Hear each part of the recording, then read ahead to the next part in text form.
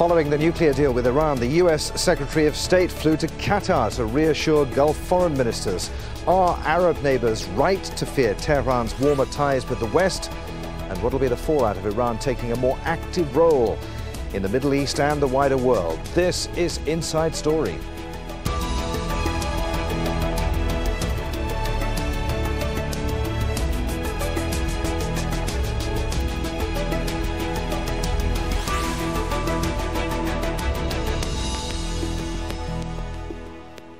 Hello, welcome to the programme. I'm Adrian Finnegan. Well, it was a tough sell. The US Secretary of State has met foreign ministers from the Gulf Cooperation Council here in the Qatari capital. John Kerry is trying to soothe Arab fears over the nuclear deal with regional rival Iran. It's agreed to freeze nuclear development for the next decade in exchange for the gradual lifting of sanctions, which are crippling the Iranian economy. But Gulf states are concerned about Iran's regional ambitions and question the Iranian role in the wars in Syria and Yemen. The complicated relationship between the United States and the Middle East was also on the agenda in Doha, as Hashim Al-Bara reports. Gulf leaders made it quite clear that they consider Iran's nuclear deal with world powers to be a huge mistake. The Americans, on the other hand, are trying to sell the deal to them, saying that this is something that is going to allow more stability and prosperity in the region, and which it will also curb Iran's nuclear ambitions in the near future. But the general sentiment among people in this part of the world is that Iran can finally be able to move ahead with an aggressive agenda. They say that the Iranians have been supporting their allies, the Houthis in Yemen, Shia militias in Iraq, President Bashar al-Assad in Syria. And this is something which is rejected by GCC leaders. They say that our geostrategic interests have to be preserved and that the Americans should provide more military assistance to the Gulf countries. We're having also a crucial meeting taking place at the same time, which is between Russia's Foreign Minister Sergei Lavrov and Gulf leaders. This could be a sign that all the parties now acknowledge that there needs to be only one way out of the long-running conflicts in Yemen and Syria, which is a diplomatic solution, not a military one. Well, the US Secretary of State says additional cooperation with Gulf states will include intelligence sharing and special forces training. Today, my counterparts and I discussed the steps that we will take and how we intend to build an even stronger, more enduring, and more strategic partnership with particular focus on our cooperative counterterrorism, counterinsurgency, and also on our cooperation in countering the destabilizing activities taking place in the region. We discussed, for example, our work on an integrated ballistic missile defense capability and expediting certain arms transfers. We also discussed enhancing our cooperation on combating violent extremism in the region, on cybersecurity, on maritime security, and even more. We focused on a range of very specific regional challenges, including the fight against Daesh, Al-Qaeda, other violent extremists. The United States particularly condemns the recent attacks in Saudi Arabia, Kuwait, and Bahrain, and we stand united in our efforts to defer and defeat the people who are responsible for these heinous crimes. Well, if and when US and European Union economic sanctions are lifted, Iran will be able to rejoin the world economy with force. The resulting boom could create tens of billions of dollars worth of business for both Iranian and non-Iranian companies. Iran's trade with the European Union totaled $8.3 billion last year, and that could jump by 400%.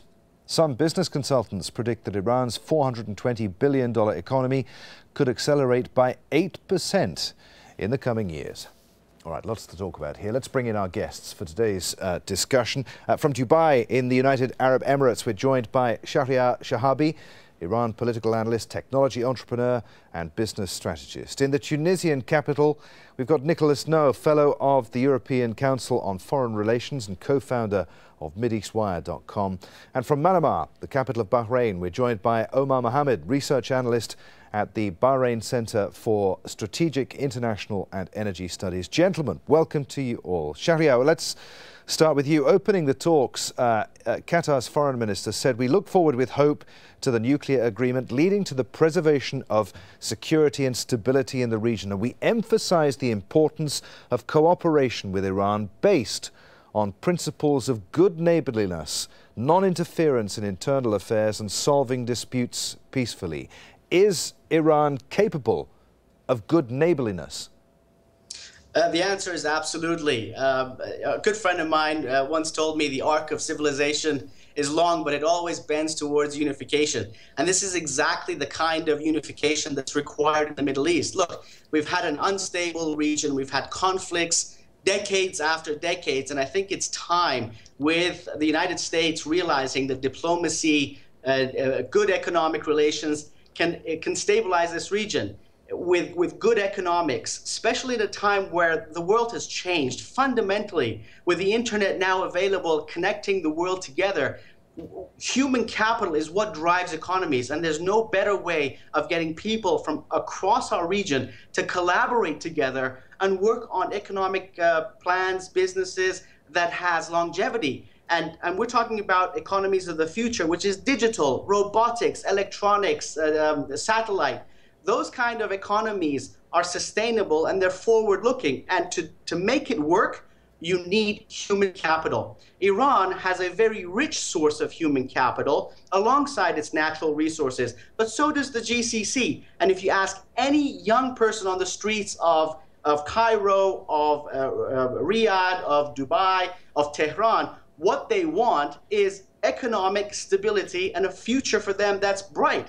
And I think cooperation is the only way forward, and diplomatic relations can bring about that platform. Okay, it was a very positive way to get the programme, the discussion going. Nicholas No, in Tunis, you met with Qatar's foreign minister just a few days ago. The Gulf Arab states have publicly welcomed the Iran nuclear deal, as we know, but they've also expressed their concern. What do you think GCC ministers will have been saying to John Kerry behind closed doors, and what do you make of what Shahria was just saying? Well, they're probably saying exactly behind closed doors what they've been saying, some of them in public, some of them with private audiences, and certainly in the Arabic media, many of whose outlets are owned by the same ruling families. And that is a great degree of concern. There is a huge degree of concern not only for the geopolitics of the Middle East, but for their own states. Remember, when we talk about the GCC, we're not talking about states that have any semblance of democracy, really. We're talking about mainly family-owned franchises that have been around for several decades or longer. And a lot of those rulers, and I met with several of them across the GCC, they are greatly concerned, as in fact President Obama had stated a few months ago, in quite a strong statement. They're quite concerned about their own legitimacy and the future of their own states that they've shaped. So I think that's the first thing. But they're not holding back anymore. They see this as an existential issue, and I think that means that they're being just as forceful with John Kerry, perhaps a bit more than they are in public. And that really means that the Obama administration faces a serious challenge from its traditional allies. It has to have the sensibility, it has to have the intelligence to try and assuage these fears in meaningful ways. Now, can the Obama administration deliver on what these different states in the GCC say they need and perhaps what they want in order to balance off a more powerful Iran? I'm not sure. The Obama administration does not have a lot of political capital going into its last year before the elections. And unfortunately, I think in the past, the Obama administration, sadly, in my view, has shown itself perhaps able to pull off one or two sorts of turnarounds or tipping points or changes that have perhaps, I hope, had some positive impact, but they haven't been able to show that they can commandeer a whole strategy and really from end to end change the dynamics in a certain place. And in the Middle East, all of the dynamics right now are looking very bad, except for one thing in town, which is the rapprochement with Iran. It's the only thing they got going, and they need to make sure that they put enough political capital behind getting the GCC states on board and not antagonize, not opposing it, not undermining. Because right now, as I think most analysts will agree, the show is between Saudi Arabia and Iran. If they can reach a historic rapprochement of some kind, perhaps we can start to bring down these tremendous levels of violence, uncertainty, and more failing states that we're seeing, not to mention Daesh, Nusra, and all the other things that are really ripping apart the region, including right here in Tunisia, at the borders, inside this country, and elsewhere. So I think that's the challenge, and I hope the Obama administration is up for it. Omar Mohammed in Manama, what do you make of what you just heard there? Is the suspicion and hostility of the Gulf nations towards Iran warranted? In short, yes. I mean, if you look at the history since the revolution began, the GCC states have always viewed Iran with suspicion, and rightly so, because of certain actions that have been committed throughout the last 30, 40 years. And it's all been negative. And the asymmetric front, if I may call it that. Iranian-led groups in the region, whether it's by Hezbollah Kuwait, or various groups in Saudi, more recently in Bahrain. So these are real fears and concerns that the GCC states have always had. And when you look at the nuclear deal, the fear is more of what they might do once they have that power, not so much as them using nuclear weapons per se, but what they would do with that might and clout that they would have, which would allow them to increase their aggressive actions in the region. That has been the biggest fear for the GCC. Now, in saying that and going back to Shahriar's point, which he mentioned in the beginning, this region requires peace. There's a lot of human capital, and we definitely, if we work together, can make real strides in that. It remains to be seen. It's still early days, but we have to see what happens now. It's easy to be nervous so far with what has occurred, but it's still early days, and we must be a bit patient to see how this deal pans out. Sharia, to what extent have the sanctions and isolation led to Iran behaving in a certain way? Mohammed was talking about Omar rather was talking about certain actions of the last 30 or 40 years. If Iran's isolation has ended, the nation returns to the kind of prosperity that you're talking about. Isn't that likely to lead to a change in behavior? It's a natural progressive move. Look, for the past 37 years, Iran has been, as everyone has mentioned and everybody knows, it's been isolated. It's been under sanctions. It's been in conflict. It's been in a war, an imposed war. So the country has a right to be a little bit skeptical. Having the sanctions removed, having this rapprochement between the United States and Iran changes the balance of power in the region entirely. And I think this is one of the areas where perhaps the GCC countries are more concerned, and I would argue that they need not be, because our economy, our global economy fundamentally has changed from a Cold War era to a post-Cold War era. Now we're talking about the digital era and the robotic era, which means, again, intellectual capital is very fluid. It doesn't matter which country we live in these days. You get on a plane, you go to country A or country B, and you develop some great idea that has global value. But I think, let me come back to your question. I think this openness has now created what I would refer to as a Northern Middle East alliance, in the sense of, if you go back to the old Silk Road path, Iran is really the crossroad between Asia and Europe, and that stream, that relationship up north, is going to open up again. That would be a real concern for me, because all of the economic activities would shift north of the Persian Gulf, and that's a serious concern if we talk in economic terms. But again, I go back to the issue of human capital, and that's where we really need to focus on. Okay. Get people collaborating together. What you're saying is the Gulf nations can't afford to not to develop relations with Iran? Absolutely, because now I would argue that they need to invest in an underdeveloped or untapped market, and it is through investment that we guarantee security. If I have an interest in someone else's business and vice versa, trust me, we will not be fighting over silly things. Okay.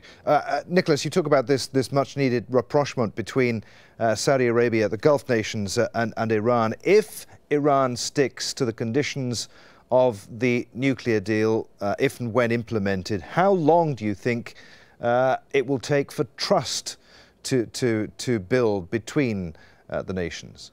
Well, that's part of the problem, is that the nuclear deal doesn't stipulate anything, at least so far as we know in terms of what's written in public, doesn't stipulate anything about Iranian behavior, as it's often called, in other files, whether that be in Yemen, in Syria, in whatever it may be, in Iraq, for example. So there is great concern and consternation among the GCC monarchies, U.S. allies, that this deal has nothing to do, and indeed will only fuel and give more revenue towards that part of the Iranian regime that is perceived as being so hostile to GCC interests and even American interests as well, not to mention the Israelis and other actors in the Middle East. So actually the core idea and the problem that we confront right now is that without a kind of solid understanding between Saudi Arabia and Iran, one that I think arguably must be backed by some hard and soft power by the US and other allies in the region, without that kind of an understanding, I think it's very tough to see how there's really going to be any kind of tamping down of the multiple conflicts that we're seeing in the region. We could enter a period of a kind of more of a Cold War, for example, but unfortunately a Cold War, when you have several hot wars raging all around, is probably not going to help put the lid on the box that's been open these last few years. You know, a continuing Cold War is not going to be able to take back territory from ISIS and others. A Cold War, a cold rapprochement is not going to be able to stop the kind of economic decay and decline that we're seeing tear apart some of the Middle East countries. Okay. I'm unfortunately, I think, as opposed to your guest in Iran, I think I'm a lot less hopeful that we're kind of bending towards some kind of an overall settlement. Omar, what do you think? Where will relations between the Gulf states and Iran be in 5 years from now? Will we ever see that rapprochement that Nicholas was talking about between Iran and the Gulf states? What would it take to make that happen? Well, the key word here is trust. And as Nicholas said, there is little to no trust these days anyways. I mean, when you made the point about good neighborliness, and just to mention one example, just a few days ago, Iran's supreme leader made a speech, and he mentioned Bahrain in it and Yemen, which the Bahraini government criticized. And a few days later, Bahrain caught a shipment of weapons and explosives, which they claim were coming from Iran. So that's another problem. And then very few days after that, 2 police officers were killed in an explosion with what is believed to be a similar type of bomb, which has been sent from Iran. So already you have Iran behaving like it was behaving prior to the deal. So I think where the US has the biggest role to play in this, since they were the ones who were selling this deal the most. And that is where perhaps even a lot of trust has gone in the process of the deal itself, where it was viewed as the US usually giving up a lot of key things to Iran, which was viewed quite negatively in the region. Now, I wish I was as positive as Shahryar is, but unfortunately, these days in the Middle East, there is not much optimism and a lot of pessimism. Yeah, and I'm going to come back to Shahryar in just a moment. But Nicholas, Iran's foreign minister, Javad Zarif, wrote an article published in several Arab newspapers to coincide with John Kerry's arrival in Doha and these talks, urging Gulf countries to work with Iran to counter the various hot wars that you were talking about, the instability across the Middle East. We must all accept the fact that the era of zero-sum games is over, he said, and we all win or lose together. Now, he's right, of course, but what do you make of what he said and the suspicion by Gulf nations that actually Iran is only interested in regional primacy? Well, I mean, that's just diplomatic rhetoric, and I think, you know, some of the Gulf leaders that I've seen recently certainly will not take those kind of comments with any sort of gravity, because they just will simply point to examples across the region where they see Iran playing quite a zero-sum game, in their view. I think we have to acknowledge another problem. I spoke a little bit about the problem on the American side, on the Obama administration, whether or not it has the intelligence and also the courage to bring the political capital to bear, now that a rapprochement with Iran is in process, to bring the political capital to bear on trying to craft a larger solution, because there are a whole lot of loose ends, as we've been discussing. I think we have to also acknowledge the Gulf states as well. do they have the political maturity in international relations? Do they have the kinds of institutions that are able to craft these sorts of, very complicated solutions that can be give and take? That is a very difficult thing for any state to do historically. It's a very difficult thing for states that feel insecurity to do. It's part of Obama's argument, is that as America, we could take some risks by giving up some goodies, giving up some carrots, etc., because we're so preponderantly or vastly powerful. I'm concerned that the GCC states, and foremost among them is Saudi Arabia, I'm not sure if in this moment of tremendous political upheaval within the Saudi royal family, we've just seen a new king, we see a succession issues across the board, old people turned out, old guard, etc., young untested leaders at the hands of, at the helm of military power, diplomatic power, etc. I'm quite concerned also on that side that there isn't the political maturity and the history in order to be able to pull off this sort of a thing that's needed. So we have three problems, really. We have Iran and having a whole host of problems as perceived by the GCC. We have GCC actors that may also not have the kind of capacity to be able to do something that needs to get done, which is going to be very hard. And we have an Obama administration that is on its way out with little political capital left anymore, going into an election season. All right, so those are three things that do not bode well, very sadly so. Well, let's put this to Sharia then. A lot of negativity there. I have a feeling that what you're saying is get the economics right, get the trade going, get ordinary people working again and prosperity and trading with each other, and the politics will fall into place. Absolutely. I mean, I'm not as pessimistic as Nicholas is, and I don't see the Middle East and its future the same way. I think the era of conflict is actually coming to an end. And let's keep in mind that the Middle East is a region where trade and commerce is part of its DNA. So it's not alien and it's not unfamiliar to trade relations. Now, where he is right is that whether or not the GCC countries have the infrastructure to engage in diplomatic relations with Iran. So that is a critical component of improving relationships. But leaving domestic issues aside, I also want to bring focus on Iran. Iran is a country where 75% of its population is under the age of 35. They're highly educated, they're connected to the internet, and they've seen MTV like any other country around the world, and they like it. So they want to, they have an enormous amount of incentive to get connected. Now, will that leave the GCC countries and the Arab, our neighbors and friends behind? I don't know. And I hope that through commerce, through collaboration, and I've always used this mantra, collaboration across creative minds builds bridges. If we can get this new generation, this demographic to work together, like any company in Silicon Valley, we're going to put a lot of conflicts behind us. And I'm one of those guys who looks to the future rather than to bicker and fight over old arguments that really have no say in today's world. Well, let's give the final word to Omar Mohammed in Bahrain. What do you make of what Sharia was saying there? I know you're not as optimistic, but to a certain extent, it's the youth of both Iran and the Gulf that are the future, and not the old guard, the politicians. Well, Shahryar makes a good point, and I can't speak for the Iranian people, but if you speak to most average citizens in the GCC today, Iran, there's not much positivity when it comes to Iran anyways. This is not just on a state level basis, it comes down to the very average man on the street.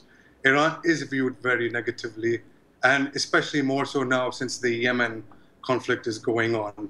In regards to the economic benefits, the GCC states already do quite a bit of economic trade with Iran, especially Dubai, which I'm sure Shahryar must know about.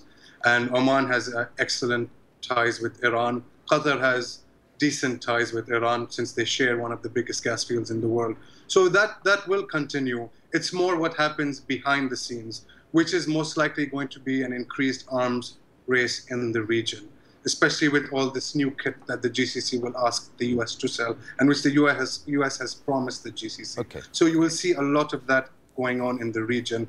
And in a region with so much conflict as it is, that is bound to further upset the balance in the region. Gentlemen, there, I'm afraid we must end our discussion. Fascinating though it was. Many thanks indeed to you all. Sharia Shahabi in Dubai, Nicholas Snow in Tunis, and Omar Mohammed in Manama. Thank you for watching. We're always keen to hear from you on Inside Story. If there's a view that you want to express, please do get in touch via our programme page at aljazeera.com. You can post your comments at facebook.com/AJ Inside Story, or you can tweet us at AJ Inside Story. From me, Adrian Finnegan, and the whole team here in Doha, thanks for watching. We'll see you again. Bye for now.